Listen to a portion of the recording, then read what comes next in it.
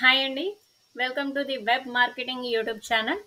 So, అందరూ చాలా బాగా సబ్స్క్రైబ్ చేస్తున్నారు. చాలా బాగా వీడియోస్ అయితే చూస్తున్నారు. Thank you very much. So, మీ అందరికీ కూడా డిజిటల్ మార్కెటింగ్ గురించి, ఆన్‌లైన్ మార్కెటింగ్ గురించి అన్ని డీటెయిల్స్ అనేది నేను యూట్యూబ్‌లో అయితే అప్‌లోడ్ చేస్తాను. మీరు వరీ అనేది అవ్వద్దు. మీకేమైనా డౌట్స్ ఉన్నా యూట్యూబ్‌లో మనకి కామెంట్ సెక్షన్ ఉంటుంది గదా! ఆ కామెంట్ సెక్షన్‌లో కామెంట్ అయితే చేయండి. మేము ఖచ్చితంగా మీ డౌట్స్ అనేవి అన్నీ రిజాల్వ్ అనేది చేస్తాం. సో, ఈరోజు మన టాపిక్ వచ్చేసి ఏంటిది అంటే competitive analysis, web position analysis. ఈ రెండిటికి మధ్య డిఫరెన్స్ అనేది చూద్దాం. ఓకే. కాంపిటేటివ్ అనాలిసిస్ అంటే ఏంటి? కాంపిటేటివ్ అనాలిసిస్ అంటే ఇప్పుడు నేనున్నాననుకోండి. నేనేంటి అంటే నౌకరీ. నౌకరీ వెబ్‌సైట్ మొత్తం నాది. నౌకరీ అంతా నేనే మెయింటైన్ చేస్తున్నా. సో, నా కాంపిటీటర్ ఎవరు మరి? లింక్డ్ఇన్ వాళ్ళు. అవునా? లింక్డ్ఇన్ వాళ్ళు నా కాంపిటీటర్. సో, ఈ కాంపిటీటర్ ఏం యూజ్ చేసి నాకన్నా బాగా పైన ర్యాంకింగ్స్ అనేది వచ్చినియి. ఎందుకు వీళ్ళు ఫస్ట్ పొజిషన్‌లో ఉన్నారు అనేది తెలుసుకోవడమే దాన్నే కాంపిటీషన్ ఎనాలిసిస్ అంటారు. ఓకే. వెబ్ పొజిషన్ ఎనాలిసిస్ అంటే ఇప్పుడు నా వెబ్‌సైట్ మనకి ఎస్‌సిఆర్‌పి పేజెస్ ఉంటుంది గదా! ఎస్‌సిఆర్‌పి పేజెస్ అంటే సెర్చ్ ఇంజిన్ రిజల్ట్స్ పేజ్. అంటే మనం ఇప్పుడు ఒక టాపిక్ అనేది టైప్ చేసినప్పుడు చూడండి.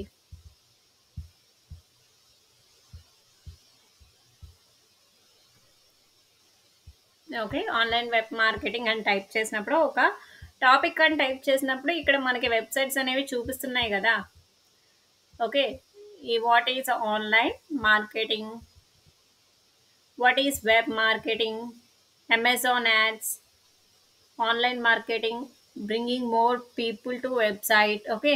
ఇక్కడ మనకి నంబర్స్ ఇవన్నీ చూపిస్తున్నాయి గదా! ఏంటి?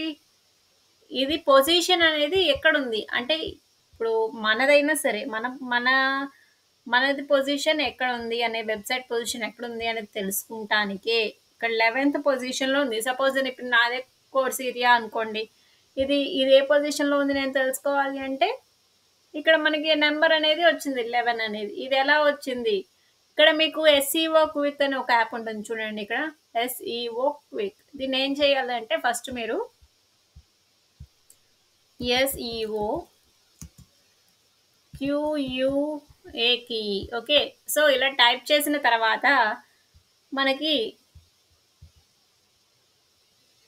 క్రోమ్ వెబ్ స్టోర్ ఎస్ఈఓకి క్రోమ్ వెబ్ స్టోర్ ఉంది కదా! దీని మీద క్లిక్ చేయండి.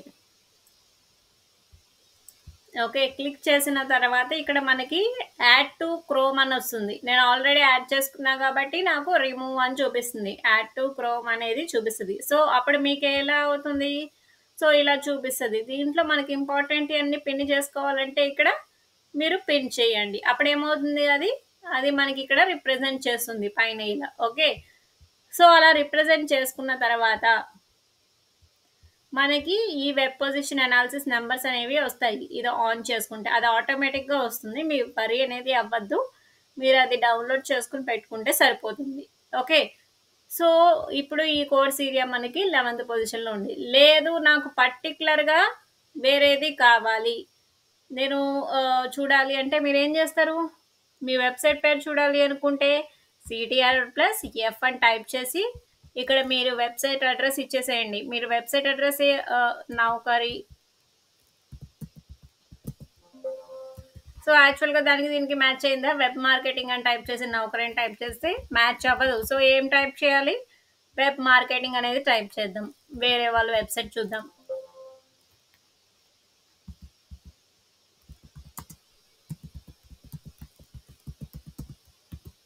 చూడండి వెబ్ మార్కెటింగ్ అని టైప్ చేస్తే మనకి ఇక్కడ ఫస్ట్ పొజిషన్‌లో చూపిస్తుంది. వాట్ ఈస్ వెబ్ మార్కెటింగ్ అనేది. సో, అలా మనకి ఏదైతే వెబ్‌సైట్ నేమ్ అనేది ఉంటుందో, ఆ నేమ్ అనేది ఇక్కడ టైప్ చేయంగానే మనకిక్కడ రిజల్ట్స్‌లో చూపిస్తదనమాట. అదే ఆటోమేటిక్‌గా తీసుకెళ్ళిపోతుంది. ఈ నంబర్‌ని మనం ఏ పొజిషన్‌లో ఉంది అనేది తెలుసుకుంటానికే మనం వెబ్ పొజిషన్ అనాలిసిస్ అంటాం. ఓకే. చాలా సింపుల్. మీరు కన్‌ఫ్యూజ్ అనేది పడమాకండి. ఓకే.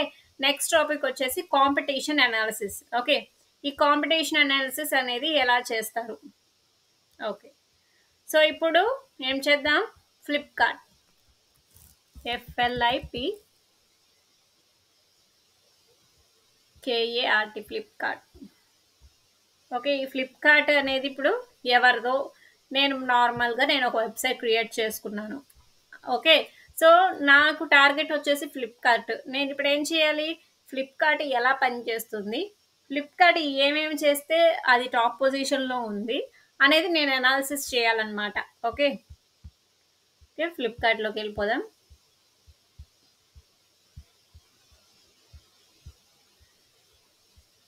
ఓకే. పైన ఎస్‌ఈఓకి మీకు ఇలా కనిపిస్తుంది కదా! ఇది ఆన్ చేసుకోండి. ఇది ఆఫ్‌లో ఉంటే ఆన్ చేసుకోండి. సో, ఇక్కడ చూడండి. ఇది ఆటోమేటిక్‌గా అన్నీ చూపిచ్చేస్తుంది మనకి డీటెయిల్స్ అన్నీ. Page information. ఇదిగోండి. ఇది ఫ్లిప్‌కార్ట్ వాళ్ళది పేజ్ ఇన్ఫర్మేషన్ అన్నమాట. ఇదేంటి ఇక్కడ చూడండి. వాళ్ళ టైటిల్ ఏమిచ్చారు? Online shopping site for mobiles, electronic, future grocery ఇది ఇచ్చారు. అది మొత్తం వాళ్ళ టైటిలే. మెటా డిస్క్రిప్షన్ ఏమిచ్చారు? ఓకే. ఇంటర్నల్ లింక్స్ ఎన్నున్నాయి? ఎక్స్‌టర్నల్ లింక్స్ ఎన్నున్నాయి? ఇవన్నీ దీంట్లో ఉన్నాయి. వాళ్ళేమైనా డొమైన్స్ అనేవి యాడ్ చేశారా? చేస్తే ఎలా చేశారు? బ్యాక్ లింక్స్ ఎన్నొచ్చినియి? Okay. Total number of words వాళ్ళెన్ని వర్డ్స్ యూజ్ చేశారు? అనేవి మొత్తం ఇక్కడే ఉంటాయండి మనకి. అదే కాకుండా మళ్ళీ డయాగ్నోసిస్ వెళ్ళామనుకోండి. ఇక్కడ వాళ్ళ యూఆర్ఎల్ ఎన్ని క్యారెక్టర్స్ ఉంది? మినిమమ్ 17 క్యారెక్టర్స్ ఆప్టిమల్ అని ఉంది. ఓకే. కానికల్ ట్యాగింగ్ అన్నిటికి ఇచ్చారా? ఇవ్వలేదా? హ్మ్. టైటిల్ 104 క్యారెక్టర్స్ ఉంది. వాళ్ళకి ఈ డీటెయిల్స్ అనేవి వాళ్ళు మెటా డిస్క్రిప్షన్ ఎంత యూజ్ చేశారు? హెడ్డింగ్ ఏంటి? వాళ్ళ ఇమేజెస్‌కి అన్నిటికి పేర్లు ఇచ్చారా? లేదా? ఓకే. అది ఫ్రేమ్స్ ఎన్నున్నాయి? టెక్స్ట్ ఆర్ హెచ్‌టీఎంఎల్ రేషియో ఎంతుంది? ఇయన్నీ మనకి ఉంటాయన్నమాట. మరి ఇన్నుంటాయి గదా మేడం! ఇయన్నీ అనాలిసిస్ చేస్తూ కూర్చోలేను గదా! అంటారు. అవసరం లేదు. మనం అన్నీ అనాలిసిస్ చేస్తూ కూర్చుంటే టైం అయిపోతుంది. మనకు కావాల్సింది ఏంటి అంటే చూడండి ఈ పేజ్ ఇన్ఫర్మేషన్‌లో టైటిలు. ఓకే. ఈ టైటిల్ ఏంటి? ఇది. కదా! సో, ఇప్పుడు మనం ఏం చేయాలి? మైక్రోసాఫ్ట్ ఎక్సెల్‌కెళ్ళిపోవాలి. సో, ఇదిగో చూడండి నేను ఇది ఇంతకుముందు వర్క్ చేసిన కాంపిటీటర్స్ లిస్ట్ అన్నమాట. సో, ఇక్కడ ఏం చేయాలి? నేను ఫ్లిప్‌కార్ట్ ఆహ్, ఫ్లిప్‌కార్ట్ యొక్క యూఆర్ఎల్ తీసుకుంటాను. ఓకే. ఫస్ట్ ఏం చేద్దాం మనం? ఒక ఎక్సెల్‌లో ఫ్లిప్‌కార్ట్ యొక్క యూఆర్ఎల్ రాద్దాం. ఓకే. నెక్స్ట్ ఏంటి ఇది? నెక్స్ట్ వచ్చేసి పైన చూడండి మెటా టైటిల్ అని చూపిస్తుంది. మెటా టైటిల్ ఏముంది మనకిక్కడ? Online shopping sites for mobile electronics offers ఇది. మళ్ళీ మనం ఎక్సెల్ తీసుకొని దాన్ని ఇక్కడ పేస్ట్ చేసుకుందాం. దీన్ని ఏం చేయాలి?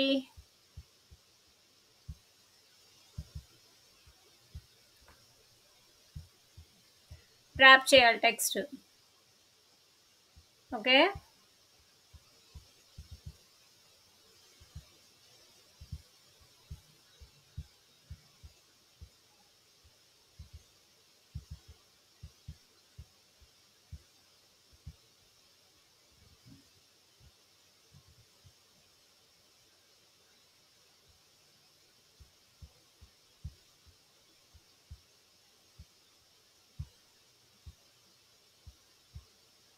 One minute guys.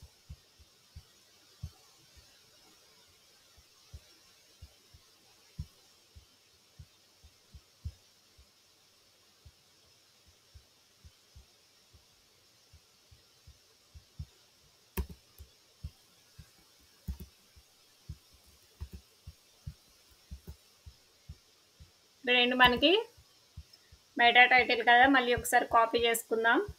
Sorry title కదా! చూడండి మొత్తం కాపీ అయిపోతుంది.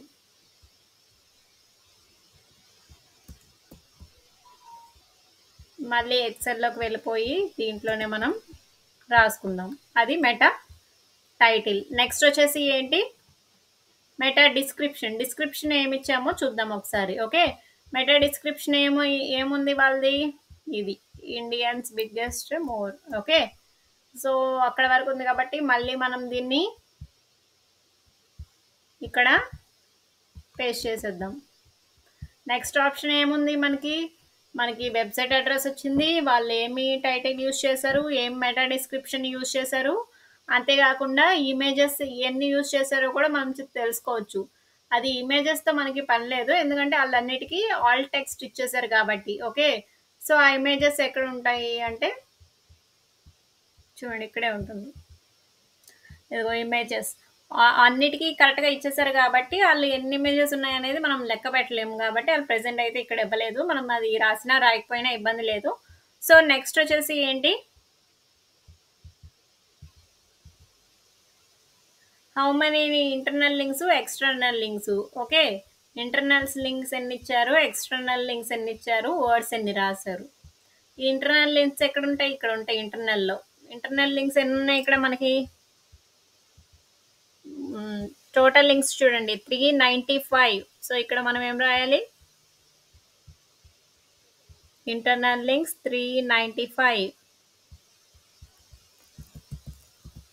సో ఎక్స్టర్నల్ లింక్స్ మనం ఏం రాయాలో చూద్దాం. ఇక్కడ ఎక్స్టర్నల్ మీద క్లిక్ చేస్తే external links, total external links 16 ఇచ్చారంట. ఎక్కువ ఇచ్చారా వాళ్ళు, ఇవ్వలేదు, తక్కువే ఇచ్చారు. చూడండి, అన్ని వెబ్సైట్లు ఉన్నా మనకి అన్ని పేజెస్ ఉన్నా సరే వాళ్ళు 16 ఇచ్చుకున్నారు, ఎందుకంటే తక్కువే ఉండాలి ఎక్స్టర్నల్ లింక్స్ అనేవి. తర్వాత ఎన్ని వర్డ్స్ యూజ్ చేశారు, డెన్సిటీ మీద క్లిక్ చేయండి. Total words 2803. దాన్ని ఇక్కడ పేస్ట్ చేసేయండి. సో ఇలా రాసుకుంటే మనకి మన దాంట్లో ఉన్న, ఇప్పుడు మన వెబ్సైట్ ఉందనుకో, మన వెబ్సైట్ యూఆర్ఎల్, మనం టైటిల్ ఏమి ఇచ్చాం, మెటా టైటిల్ ఏమి ఇచ్చాం, తర్వాత ఇంటర్నల్ లింక్స్ ఎన్ని, ఎక్స్టర్నల్ లింక్స్ ఎన్ని, వర్డ్స్ ఎన్ని, వాళ్ళకి మనకి తేడా ఏంటో చూసి దాన్ని మనం హెల్ప్ఫుల్గా దాన్ని వాళ్ళలాగా మాడిఫై చేయడానికి మనకి యూజ్ అవుతుంది. ఓకేనా, సో దాన్నే మనం ఏంటి అంటే కాంపిటేటివ్ అనాలిసిస్ అని అంటాం. సో మీరు ఎప్పుడైనా సరే ఏ కంపెనీలోకి వెళ్ళినా సరే మీరు ఇది ఎక్సెల్ షీట్ అనేది ఇలా మెయింటైన్ చేయండి, మీకు డెఫినెట్గా హెల్ప్ఫుల్ అవుతుంది. ఓకేనా, ఓకేనండి. సో ఈరోజు టాపిక్ వచ్చేసి అదే. సో మీకు ఏమైనా మంచి మంచి టాపిక్స్ ఏమన్నా కావాలి అంటే మాకు డెఫినెట్గా కామెంట్ సెక్షన్లో కామెంట్ చేయండి, మీకు ఖచ్చితంగా మేము హెల్ప్ అనేది చేస్తాం. ఓకేనా, thank you for watching this channel. Thank you.